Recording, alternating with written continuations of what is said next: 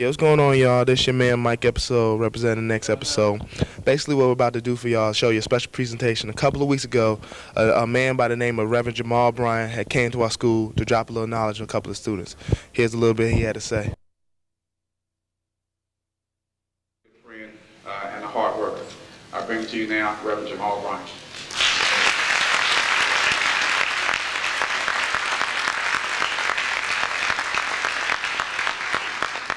Thank you, Mrs. Sutton, for that introduction. Thank you, Principal Modest, to all of the parents who are present, to the teachers, the faculty, and most particularly the students who make this day what it is. Let's give all of our students a hand clap.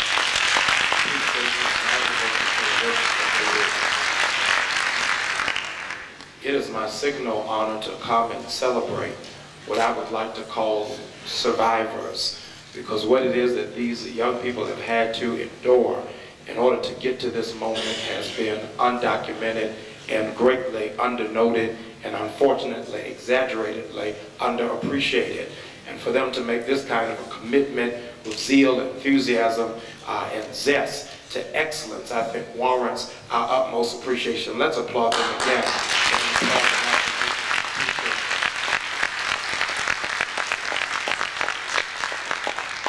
Dr. Jawanza Kanjufu, who penned the tone to be popular or smart, duly documented by the 4th through the 6th grade, every American student has to make the critical decision as to whether or not they're going to be popular or smart.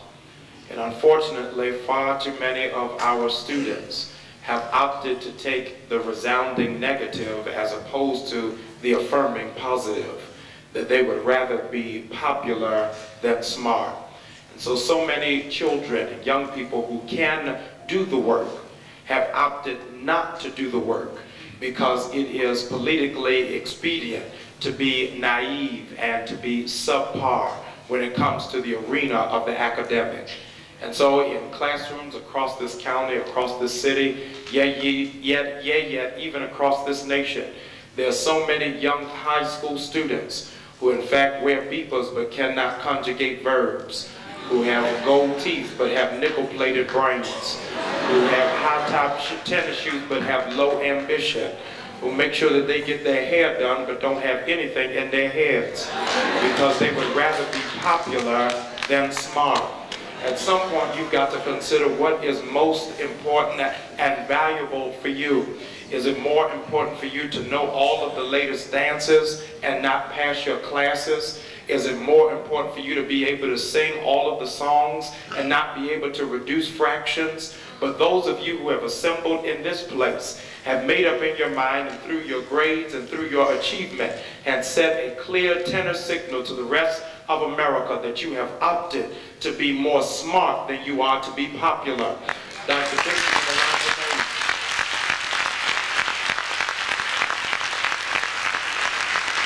Benjamin Elijah Mays said forthrightly, "I'd rather go to hell by myself than go to heaven following a crowd."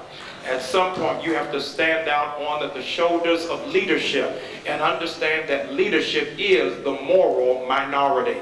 But when you understand what it is that you have been called and have been birthed to do, you understand that it will be a small minority that will help transform our city, our nation, and even our community. Unfortunate are we to boast and to brag that we are a first world nation with third world status in education, when our teachers are paid less than garbage collectors, yet are forced to try to compete in a first world technological studies when you are learning with textbooks that more often than not are older than you. When we talk about classrooms being wired for computer training and computer services, but far too many of our parents are buying Super Nintendo and not Macintosh. At some point, we've got to put into place what are the things that will make us accountable, will make us integrous, so that we understand who we are and what it is that we represent. You stand today to show to America and to North Carolina that there are more to young people than being basketball players, than being football players, than being rappers, than being baby making machines. And in this room, North Carolina's future engineers and doctors and lawyers and computer scientists and mayors and governors, and I believe in this room is potentially one of the future presidents of the United States of America. With that, you understand that the statistics are then skewed, that they say that American students spend more hours in television than they do reading their books, completing their assignments, and studying in the library. They say that the onus of responsibility now rests on your shoulders and around your neck, that you stand for those who have dropped out, for those who have been locked up, for those who have been knocked up, for those who have been drugged up, to say that there is a collection of young people who have kept their eyes on the prize. Mediocrity is not acceptable, but excellence is where we're striving toward. I would submit to you, my fellow brothers and sisters, that you understand and would consider that if you can memorize all of the words of Eve and the Wu-Tang Clan and DMX, then you obviously have the logical capacity to understand the words of Maya Angelou. You may write me down in history with your bitter, twisted lies, but still, like dust, I'll rise, I'll rise, I'll rise. If you can, in fact, know the words of a Jay-Z and a Memphis Bleak, then you ought to know a Langston Hughes who wrote in a one-bedroom dank apartment in Harlem, New York, I too sing America. They ask me to eat in the kitchen when company comes, but I just laugh and eat well and grow strong, because tomorrow they'll see how beautiful I am and they'll be ashamed, because I too am America. If you can, in fact, know every video that comes on BET Countdown, then you ought to know what it is that Shakespeare wrote in Macbeth, the third stanza. Tomorrow, tomorrow, tomorrow creeps into this petty pace from day to day, and life is just a poor play that struts and frets its hour upon the stage, full of sound and fury, signifying nothing. And if you don't remember any of that, you ought to remember he may not come when you want him to come, but he's an on-time God. Yes, he is. Look for our song. What is the standard of our living and for our excellence? I stand before you as an elder brother, just 29 years of age, who is in fact somebody who got kicked out of a magnet high school program, not because I couldn't do the work, because I opted to be more popular than smart. But after I got kicked out of that high school, I had an exit interview with my senior English composition teacher, and she looked my parents in the face and said to my parents, "You are wasting your time with this young man, because he's not going to amount to much. He could in fact be the next Dr. King, but he insists on being the next Eddie Murphy. Do not make any further investment in him, because it will yield you absolutely no returns." And that has been the driving force in my life, that after I got kicked out of high school, I went and got a GED, went and graduated magna cum laude from Morehouse College, went and graduated with honors from Duke University, and last year, the school that kicked me out, saying that I wasn't going to amount to anything, made me the alumnus of the year, and I don't even have a degree.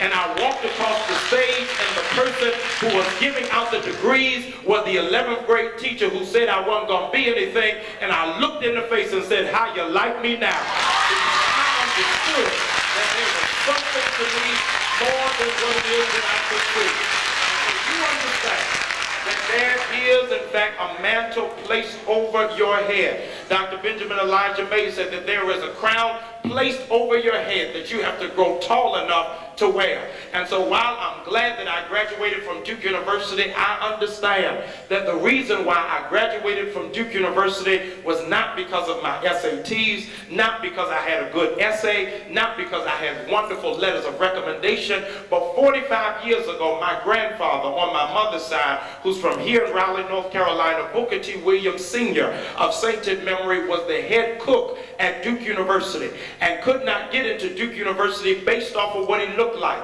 But while he was peeling potatoes and shucking peas and baking chicken, he knew that there was going to be a grandson coming behind him. And so when I walked across that stage at Duke University, I understood I was not there for affirmative action. I was not there as a quota. I was not there as a statistic, but I was there because somebody prayed for me.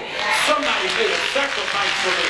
And every single one of you who are here You are not just graduating for you, but you are graduating for the great-grandmothers who could not read, who could not write, who could not go to university, who could not sit at a computer. And so you stand tall, understanding that the road was not paved just for you, but they sang, "We shall overcome," so that they could reach back and help somebody else come over. God bless you.